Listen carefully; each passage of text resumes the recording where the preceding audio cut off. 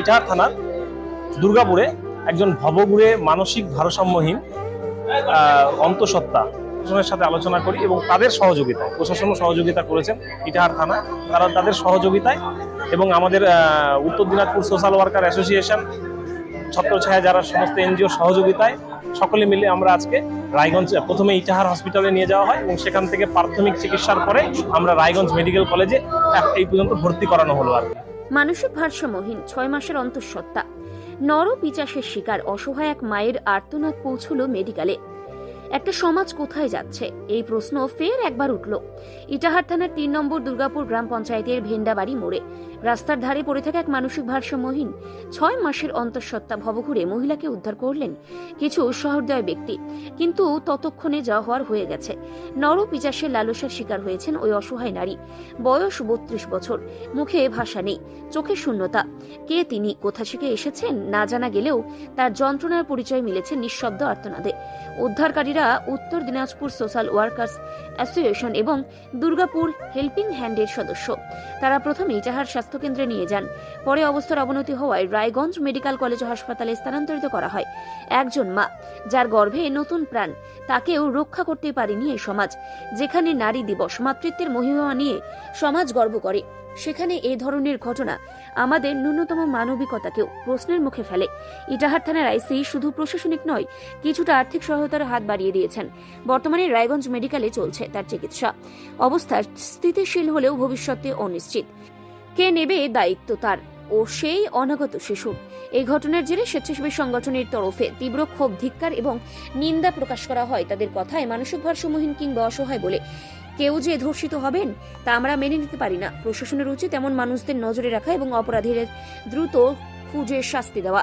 তারা আরও আহ্বান জানান, সমাজ যেন আর চুপ না থাকে, যেন এ ধরনের মায়েরা শুধু খবরের কাগজে না, একটি সুরক্ষিত আশ্রয়ে জীবন অধিকার পান। আমার নাম শান্তনু চক্রবর্তী, আমি উত্তর দিনাজপুর সোশ্যাল ওয়ার্কার অ্যাসোসিয়েশনের একজন সদস্য।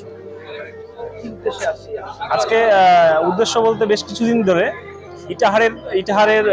ইটাহার থানার দুর্গাপুরে একজন ভবঘুরে মানসিক ভারসাম্যহীন অন্তঃসত্ত্বা তিনি ঘুরে বেড়াচ্ছিলেন এবং সেই ঘুরে বেড়ানোটা দেখে স্থানীয় মানুষজন আমাদের সাথে যোগাযোগ করে।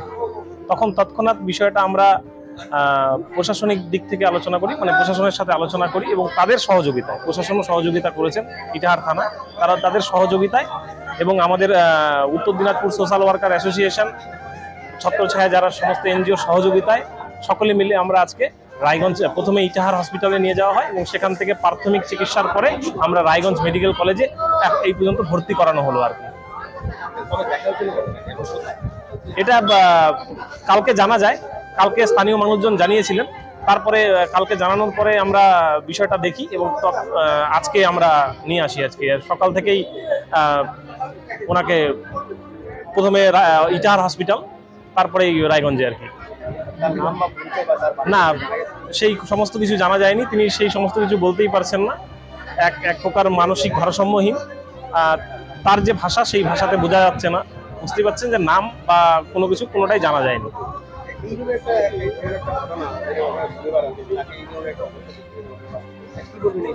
দেখুন, এটা তো সর্বপ্রথম এটাই বলবো যে এটা অত্যন্ত লজ্জাজনক। এই ধরনের কর্মকাণ্ড যারা ঘটিয়েছে, যে এই একজন মানসিক ভারসাম্যহীন মহিলার সাথে যারা এই ধরনের ঘটনাগুলো ঘটিয়েছে, তাদের প্রতি আমার মানে ভাষায় প্রকাশ করা যাবে না। অনেক কথাই যে কি বলবো তাদেরকে নিয়ে, যে এই ধরনের লজ্জাজনক দুষ্কর ঘটনাগুলো আমাদের কাছে সত্যিই খুব খারাপের। যে এগুলো প্রশাসনকে আমি এতটুকুই বলবো যে এই বিষয়গুলো নিয়ে প্রশাসনকে আরও তৎপর হওয়া প্রয়োজন, যে এই ধরনের ঘটনা যাতে না ঘটে। এই যে মানসিক ভারসাম্যহীন ঘুরে বেড়াচ্ছে, তাদের সাথে এই ধরনের দুর্ব্যবহার যারা করছেন তাদের যেন শাস্তি হয়। তো এই বিষয়টা আমি অবশ্যই দেখব এবং আমাদের দিক থেকে, সংস্থার পক্ষ থেকে আমরা একজন মা স্বরূপ তাকে আমরা আমাদের দিক থেকে যতটা সহযোগিতা প্রয়োজন আমরা চালিয়ে যাব।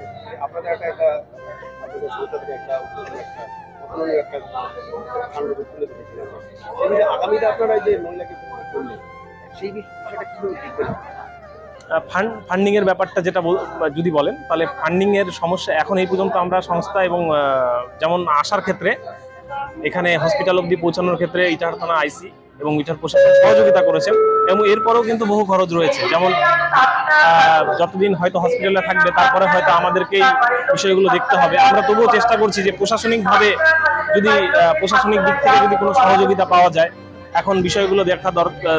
এবং আমি এটাই বলবো যে আপনাদের মিডিয়ার মাধ্যমে প্রশাসনের নজরে যদি আসে ব্যাপারটা, যে প্রশাসনিক দিক থেকে যদি কোনো সহযোগিতা থাকে অবশ্যই যেন তারা করে, এবং তার সাথে সাথে আমরা যে সহযোগিতা করার সেটা আমরা বিভিন্ন ক্রাউড ফান্ডিং এর চেষ্টা করছি, যাতে মানুষ সহযোগিতা করে সেটা আমরা দেখব, অবশ্যই দেখব।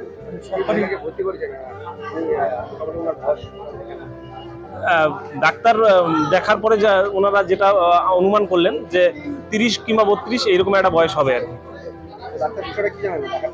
ওনারা বললেন যে 6 মাস এখন অন্তঃসত্ত্বা উনি রয়েছেন এবং ট্রিটমেন্ট চলছে। তো আপাতত বিভিন্ন পরীক্ষাগুলো রয়েছে, বিভিন্ন পরীক্ষার পরেই ওনার সুস্থতা সম্পর্কে জানা যাবে। তো আপাতত যেটুকু এই পর্যন্ত ছিলাম আমরা, তো মোটামুটি সুস্থ রয়েছেন। তারপরেও আগামীকাল পরীক্ষা হবে, বিভিন্ন যেগুলো পরীক্ষার প্রয়োজন আছে সেগুলো হবে, তারপরেই বোঝা যাবে যে কতটা তিনি সুস্থ রয়েছেন এবং কি কি চিকিৎসা দরকার।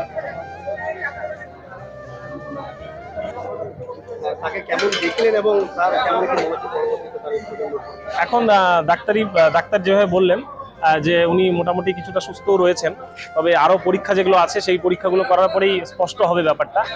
আর আমরা আমাদের দিক থেকে অবশ্যই চাইছি যে মা এবং যে নতুন সন্তান আসছেন তার দুজনেরই যেন সুস্থভাবে, এই যে নতুন জন্ম হবে যার, সে যেন সুন্দরভাবে এই পৃথিবীর আলো দেখতে পায়। এই প্রচেষ্টাটা আমাদের সংস্থার পক্ষ থেকে তো অবশ্যই থাকবে, এবং আমরা চাইছি যেন সে সুস্থভাবে সবলভাবে এই পৃথিবীতে আসে।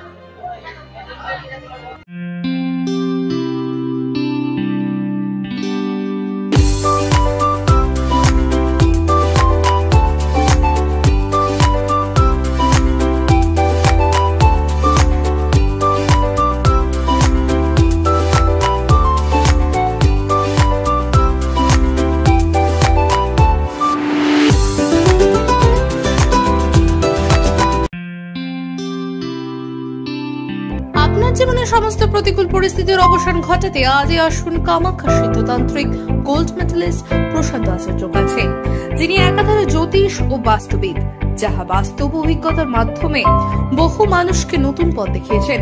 তাই আজই আসুন সুদক্ষ জ্যোতিষ ও বাস্তুবিদ এই প্রশান্ত আচার্যের কাছে। আমাদের ঠিকানা কর্মজা ঘাট রোড, ভারত গ্যাস অফিসের পাশে, রায়গঞ্জ, উত্তর দিনাজপুর। বিষয় জানতে কল করুন আমাদের এই নম্বরে। ল্যাপটপ কিনলেই ছাত্রছাত্রীরা পেয়ে যেতে পারেন 1 কোটি টাকা পর্যন্ত স্কলারশিপ, 2 লক্ষ থেকে স্কলারশিপে টাকা পাওয়ার সুযোগ। এটা ছাড়াও 25টি গাড়ি জেতার সুযোগ রয়েছে, আছে 48টি মোটর বাইক জেতার সুযোগও। এছাড়াও থাকছে 450টি ইলেকট্রনিক প্রোডাক্ট, যেমন TV, fridge, washing machine, laptop, micro oven, mobile phone সহ অসংখ্য উপহার জেতার সুযোগ। এখানে মাত্র 21,000 টাকা থেকে শুরু করে বিভিন্ন দামের ল্যাপটপ পাওয়া যাচ্ছে। এই সুযোগ সীমিত সময়ের জন্য, তাই আর দেরি না করে আজই চলে আসুন রায়গঞ্জের নেতাজি সুভাষ রোডের হাজারিলাল পেট্রোল পাম্প লাগোয়া রিলায়েন্স ডিজিটাল শোরুমে পুরস্কার জেতার সুযোগ গ্রহণ করুন।